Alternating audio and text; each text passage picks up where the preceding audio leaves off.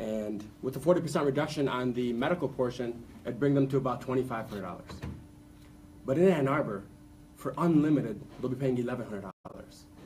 So for someone in Dearborn to be paying 112% more in a premium for only $250,000 in coverage, while someone in Ann Arbor can pay 112% less for unlimited coverage, that to me is the biggest struggle I have, because I'm not seeing the equality there, that I'm paying 100% more, but I'm receiving 100% less.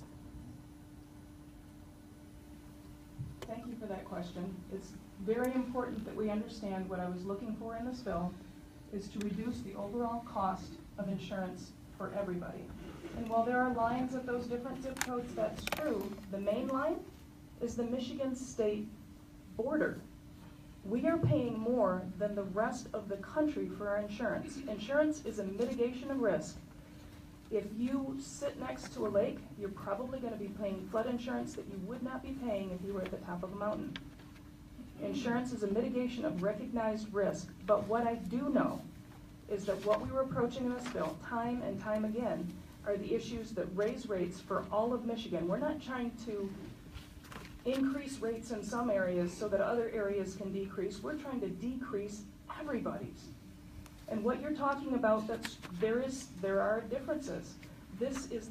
Thank you, Mr. Chair, and thank you, Madam Chair, for your testimony and presentation of this bill. I appreciate the hard work you put into this. I know it's been a tremendous undertaking for you and your staff, so thank you both. I've spoken on this committee before about the fact that in Michigan, I really strongly believe that at this point we have, through failures of our government and our legislature, we have criminalized poverty in our state. If you're someone who is low income and you live in certain parts of our state, we can all use Detroit as the example, you can't afford auto insurance.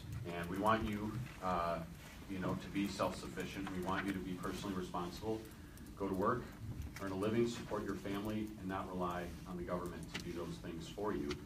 And yet we have an insurance system in our state that makes it so unreachable for those people that they have no realistic way of doing that.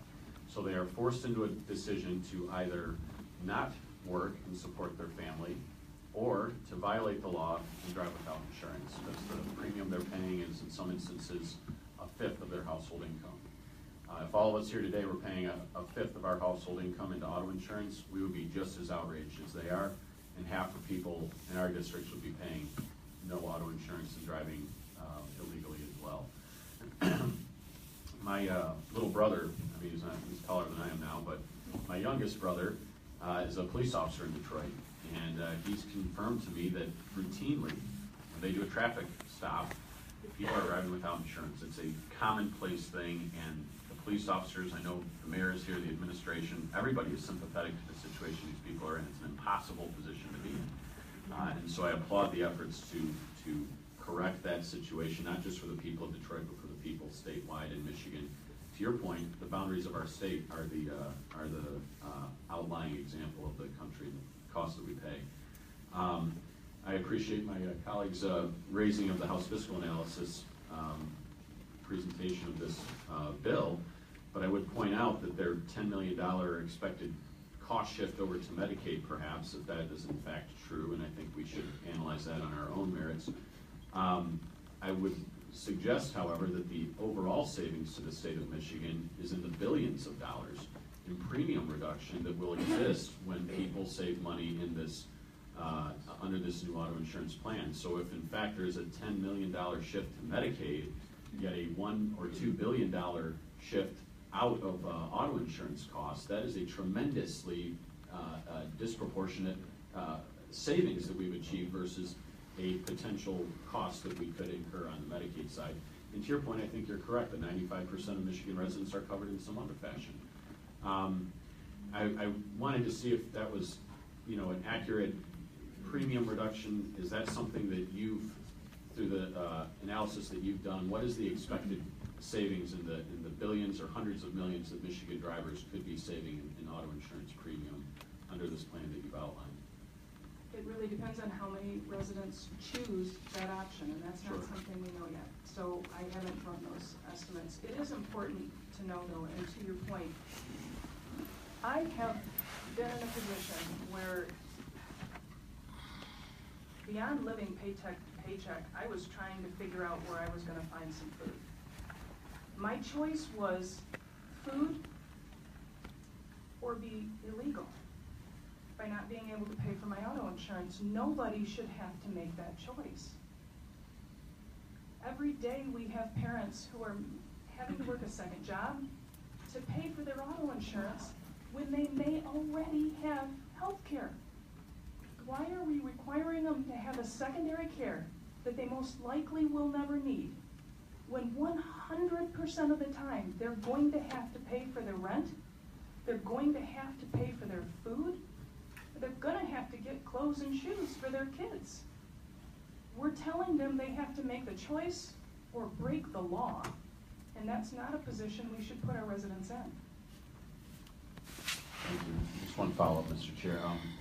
To the point about the fee schedule and the unlimited, the unlimited benefit option, whether or not there would be savings there. If we achieve a cost savings in the system by having a realistic reimbursement rate, and an insurer does not pass along that savings to the customer or the ratepayer, would you suggest that it's plausible that another entrant into the market or another competitor would offer that savings, and therefore the free market would bring these rates down so that ratepayers would achieve a savings naturally that way? Absolutely. Okay. Thank you. Thank you, Mr. Chair. Thank you, Representative. Representative Hamel. Thank you again, Mr. Chair. I note that the cost containment provisions in the bill, PIP choice, the provider fee schedule, some of the other elements like the fraud authority, continue indefinitely for many years to come. They're not limited to a 5-year period of time.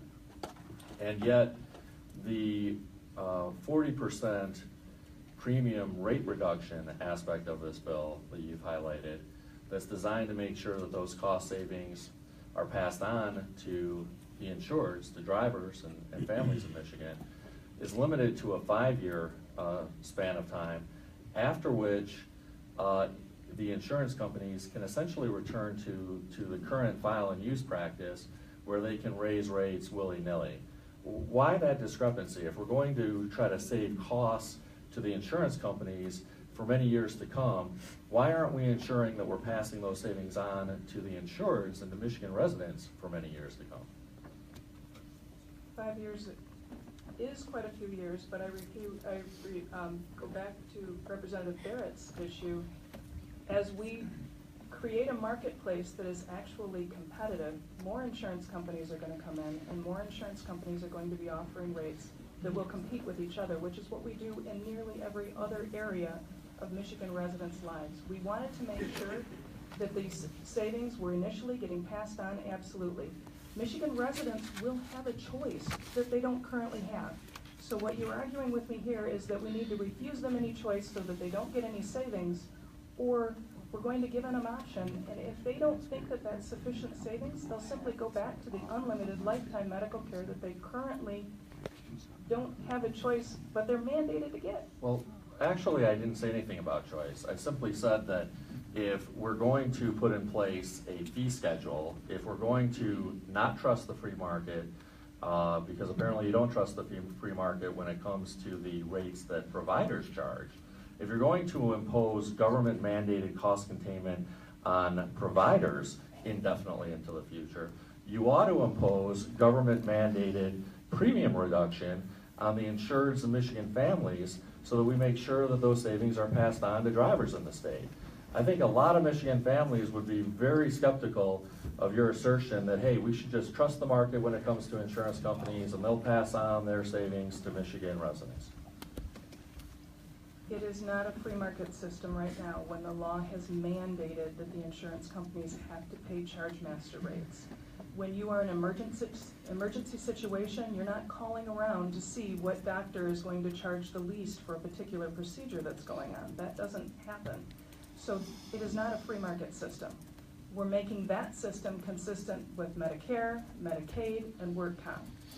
However, because we're shifting it, there needs to be a bridge, and these 5 years are the bridge in order to bring us into a system that people will recognize and understand, and be able to make a decision, and the free market will have an opportunity actually from that point to work. Thank you, Representative. Representative Gabe Nogo. Good morning. Thank you. Thank you, Madam Chair, for bringing this package. Certainly, insurance is a very pressing issue. You've pointed out the city of Detroit and the issues that we have. Having a city that is grossly over-impacted by poverty, 39% rate of poverty in our 2016 census.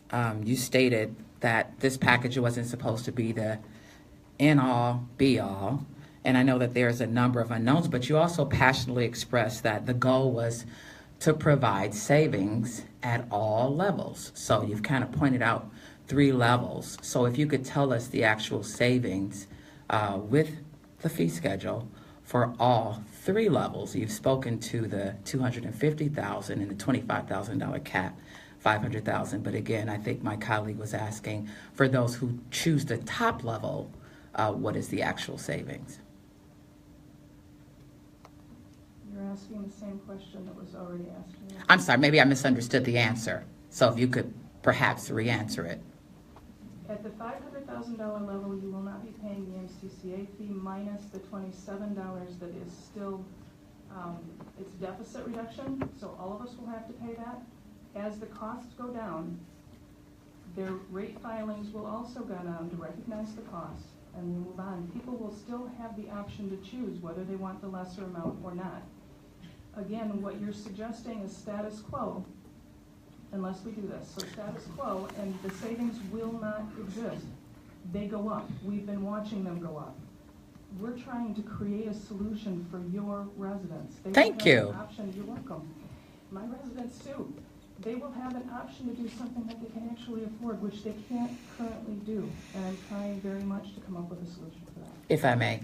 So you're unable to enumerate each choice level, the savings for each choice level. Is that what you're stating?